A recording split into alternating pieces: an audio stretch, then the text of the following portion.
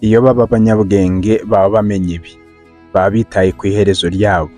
Guteka kwa 2:32 umurongo wa 29. Ntabwo kubaho bigarukira kuri ubu buzima.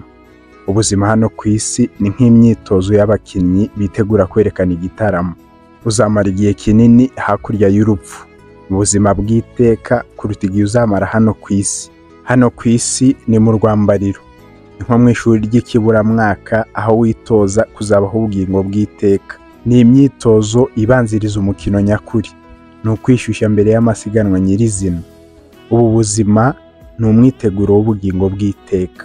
Zirikana ko hari umunsi umutima wawe uzahagarara gutera. Ibyo bizaba ari iherezo ry'ubuzima bw'umubiri n'igihe cyawe hano ku isi, ariko ntabwo ibyawe bizaba birangiriye aho. Ariko njye ubwanjye nzi yuko umucunguzi wanjye ariho, kandi ko amaherezo azahagarara mu isi, kandi uruhu rwanjye nirumara kubora nzareba Imana mfite umubiri. Ni Yobu 19 umurongo wa 25. Ubuzima hano ku isi ni umurimo w'igihe gito. Bibiliya yuzuyemo ibigereranyo bitwereka uburyo ubuzima ari bugufi, ari ubw'igihe gito, iminsi yabwo igahita vuba. Hamwe ubuzima bugereranywa n'igihu, ahandi bugereranywa n'usiganwa yiruka, ahandi ni nko gusuhuza umutima cyangwa umwotsi utumuka. Bibiliya iravuga ngo turabe ejo hashize, uko iminsi yacu tumara ku isi ihita nk'igicucu. Inshuro nyinshi Bibiliya igereranya ubuzima hano ku isi nko kuba umusuhuke mu gihugu cy'amahanga. Ubu sibwo buturo bwawe bw'iteka, siryo herezo ry'urugendo rwawe. Uri hano nk'umugenzi wihitira, nk'umushyitsi usura isi. Bibiliya ikoresha amagambo nk'umunyamahanga, umugenzi, umusuhuke, umwimukira, umushyitsi, umuhisi, ngo yerekane ko igihe tumara hano ku isi ari kigufi. Niba ushaka kubyemera, menya ko aho uri hahoze abandi, kandi nawe uzahava haza abandi. Niko icumbi rimera.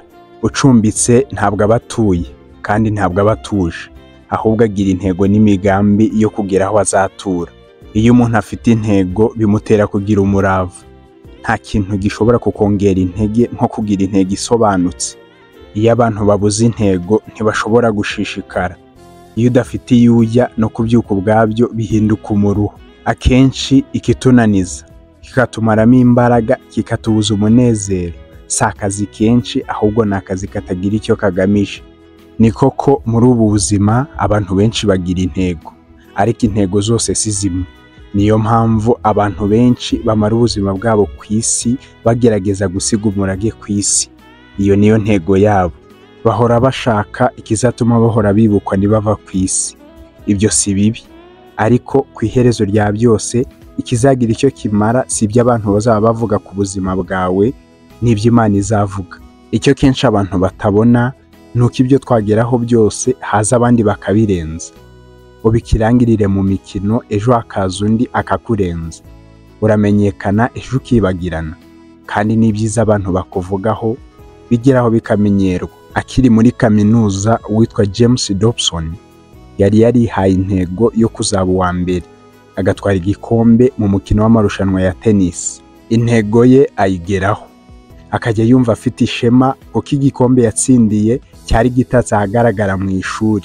Haciye imyaka umuntu arakimwoherereza. Bari bagisanze mu iyarara, aho bari bataye imyanda barimo kuvugurura inyubako y'ikigo. Hanyuma James arandika ngo igihe kiratinda, ibyo watsindiye abandi bakabiyorana n'iyarara ryo ku cyavu. Niyo mpamvu kubera aho gusiga umurage ku isi ni ukureba hafi. Uburyo bwiza bwo gukoresha igihe ni ukwishakira umurage udashira.